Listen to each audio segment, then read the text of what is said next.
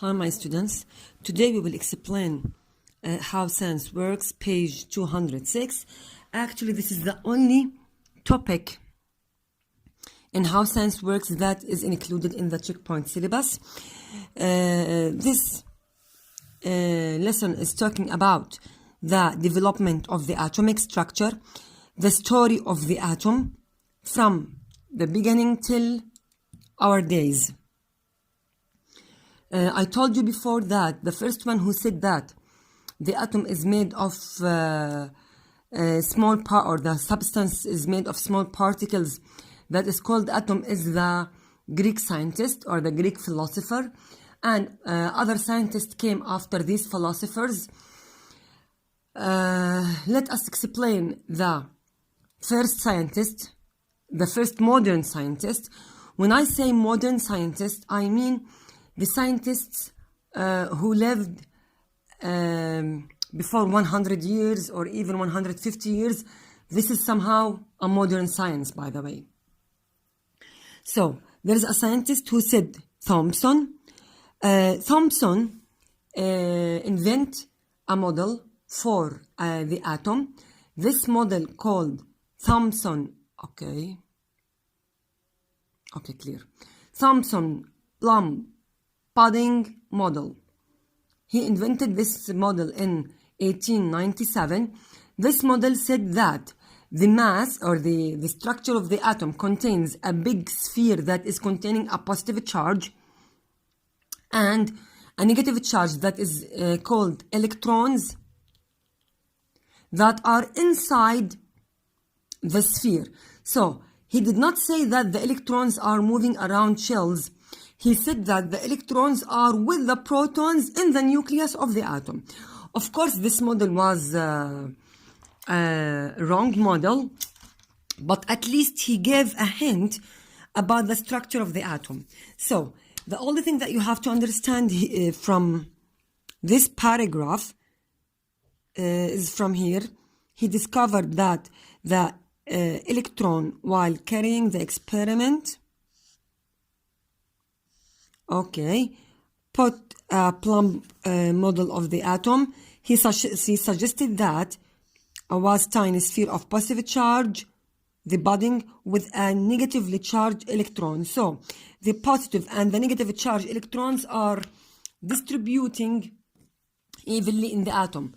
In other books, you can find this structure of the atom in another way, like this. Okay, in other box, they draw the Thomson Plum budding model like this: positive, negative, positive, negative, positive, negative. So, positive charges with negative charges with each other like this, distributed evenly. This is the Thomson model. Of course, this is a wrong model. After that, Rutherford and Bohr's model. So after Thomson, Rutherford came he lived in 1871 till 1937. So also this is a modern science or a modern scientist. He discovered the structure of the atom by using an experiment. He brought a thin sheet made of gold. Why gold? Because it does not react with anything according to the reactivity series. Gold is the least reactive element. So he brought a thin sheet made of gold, exactly the thickness of the sheet, exactly like the thickness of this paper. So a thin sheet, and he started,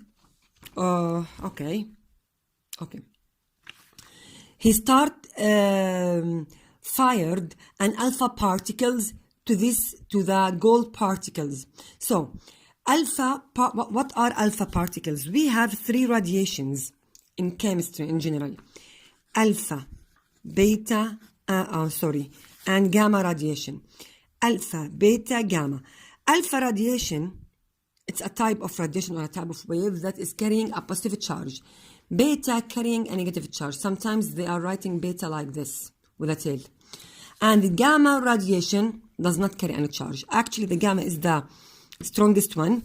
The alpha particles, I can prepare it in the lab. I can prepare it in the lab by preparing a helium atom, but removing the electrons from the helium atom by a process called excitation. Anyway, and not necessary to know all these details, enough to know that there is a radiation called an alpha particles or alpha radiation. This radiation has a positive charge. He start firing the radiation on the gold particles. That's why they draw here the spheres with the yellow color, which represents the gold particles. Then he start record his observation, or start recording his observation. He found that some alpha particles move in a straight direction without any problem. Some alpha particles were deflected at a large angle, or like reflection in physics. If you remember the process of reflection, if this is the normal line in physics, okay, and this is a ray, the reflection like this, the incident ray, the reflected ray, the same thing here. So some radiation were deflected at a large angle, or like a reflection. Some of them deflected in a small angle, not sharply, in a small angle, and some of them moving normally. So he said that the particles that are, or the wave particles, the alpha particles, that are moving in a straight direction without any problems, they don't touch the nucleus of the atom. They are touching the spaces between the nucleus and the energy levels. So they are not affected by any charges. The particles that are deflected strongly, they are touching the nucleus, which is a positive charge. So imagine that we have a nucleus that is carrying a positive charge, and I told you that the alpha particles are already, let me choose this color, okay, the alpha particles are already carrying a positive charge. So positive with positive, they will repel each other. There is a repulsion. So alpha particles are carrying a positive charge. Positive with positive means a repulsion, exactly like magnets. North with north, repulsion, or south with south pole, repulsion. The same thing here. The repulsion in radiation means deflection. So the radiation will be deflected and does not move straight. Or this means that the positive alpha particles touches the positive nucleus, or the positive particles that are in the nuclei. So they are deflected. So he put a hypothesis. This hypothesis, or an idea, this idea said that the nucleus made of a positive charge, that or particles that are carrying a positive charge, these particles are called protons, which are in the nucleus. If the radiation are not affected and move straight, this means that the radiation touches the neutrons. Neutrons do not carry any charge. They don't carry any charge. So the positive radiation, which is alpha radiation, will move in a straight direction without any deflection. And if they are deflected slightly, not too much, if this is the positive, deflected slightly, not too much, this means that they are attracted by a negative charges somewhere, and these negative charges are changing the direction of the radiation but little bit. So he said that these negative charges are electrons, and the positive charges that are causing a big deflection called protons, and the particles that don't affect the path or the way of the alpha particles are neutrons. The Rutherford model was a correct model, but has some problems. So, as we said, Rutherford realized that his model wasn't totally correct because the negative electrons, he said that the negative electrons, this is the nucleus. He did not say that the electrons are moving in an energy level. He did not realize that there are energy or imaginary way or imaginary paths for the electrons called energy levels or called energy levels. He did not say that. He said that there are electrons moving somewhere around the nucleus like this without energy levels. So he realized that his model wasn't totally correct because the negative electrons would spiral into the nucleus.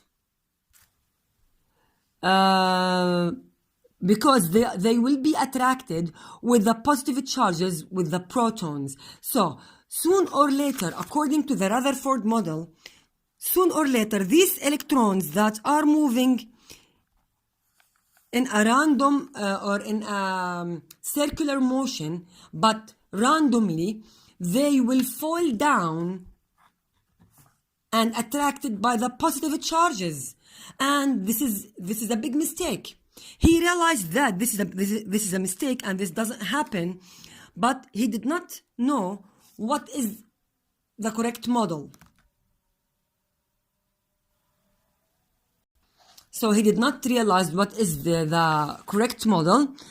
After about in 1913, I'm talking about no, in 1962, I'm talking about 30 years, after that, another scientist, his name is Niels Bohr, put another model for the atom, and this is the correct model, and this is the model that we use it till these days. This model said that the atom has two main parts, the positive nuclei, because of the protons, neutrons does not carry any charge, and the electrons are moving in a constant speed in an imaginary lines called energy levels. So he put the concept of the energy levels in the structure of the atom. Actually, Niels Bohr was working with Rutherford, but Niels Bohr used something called a quantum physics. This is a branch of physics, as in chemistry. We have biochemistry, mathematical chemistry, analytical chemistry. We have something called a quantum physics. Actually, the structure of the atom is a physical chemistry. Or sometimes we can assume that it's a branch of a quantum physical chemistry. So he used the concept of the quantum physics to develop the model of the atom, and he proposed that the electrons moved in stable imaginary orbits called shells. So the concept of the shell is discovered by a scientist called Niels Bohr, this scientist was working with Rutherford, but he developed the concept or the model of the Rutherford about the model of Rutherford about the atom.